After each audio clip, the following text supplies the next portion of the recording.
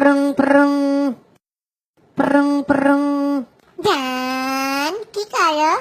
ব্যস্ত আছি বুঝছো, সকাল থেকে প্রচুর ব্যস্ত। পরে ফোন দিলে হবে? ও মা, ব্যস্ত মানে? তুমি তো বেকার ছিলা, এত ব্যস্ত হলা কেমনে? ফালতু কথা বললো না তো। আমি এখন আর বেকার নাই। আমি এখন একটা চ্যানেলের মালিক, হ্যাঁ, এবং শুধু মালিক না, এখানে আমার নিজের রিয়েলিটি শো আছে। বুঝো এগুলা? হ্যাঁ, রিয়েলিটি শো বুঝো? নাম শুনছো কোনোদিন? কি বলো? কিসে? কোথায়? কোন চ্যানেলে? আরে ফেসবুকে লাইভ রিয়েলিটি শো করি। যাও তোমার আম্মুকে বলে দাও আমি এখন আর বেকার নাই। হ্যাঁ, বিয়ের জন্য প্রস্তুত আমি। কিন্তু শোনো, 7 মাসের মধ্যে কিন্তু বিয়ের কোনো শিডিউল দিতে পারবো না। ব্যস্ত আছি, বুঝতেই তো পারতেছো।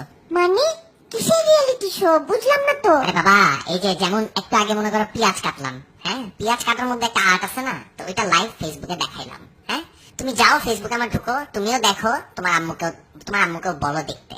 একটা ছেলে মানে বলতে পারবা গর্ব করে যে দেখো ছেলেটা কিন্তু পেঁয়াজ কাটতে পারে। অত্র এলাকায় খুঁজে কিন্তু আমার মতন পেঁয়াজ কাটাওয়ালা ছেলে পাবা না। এই তুমি কি আবার নেশা শুরু করছো আবার? হ্যাঁ, কি উল্টাপাল্টা কাজ করতেছো এগুলা? না না, আমি জানতাম তুমিও যে বাকিদের মতো জেলাস আমার রিয়েলিটি শো নিয়ে, আমি জানতাম। হ্যাঁ, বাঙালি তো মনে করো কারো উন্নতি আর সুখ সহ্য করতে পারবে না।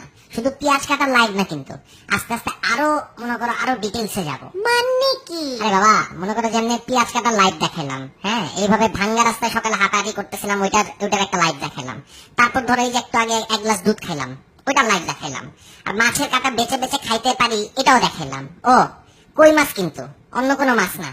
কাটা বেশি, বাঁচতে কষ্ট, তাই জনগণের জন্য দরকার কেমনে বাঁচতে হয়, মনে করো মাছের কাটা কিভাবে সূক্ষ্ম বের করে কই মাছটা খাইতে হয়, এটা তো মনে করো আমার দেখাইতে হবে।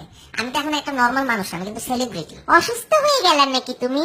এগুলা কেউ ফেসবুকে দেয়? আর কিসের সেলিব্রিটি? চি চি চি চি চি, আমার সব মান সম্মান শেষ। চুপ করো তো, তুমি এগুলো জানো না।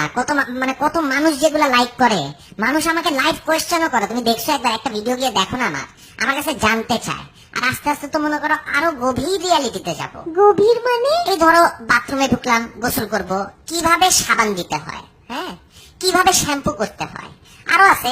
মনে করো বাথরুমে মনে করো ওইটা করতে করতে, বাথরুমে ওইটা মানে কি আবার? হ্যাঁ, বাথরুম করতে করতে আর কি, মনে করো বাথরুম করতে করতে পানি শেষ।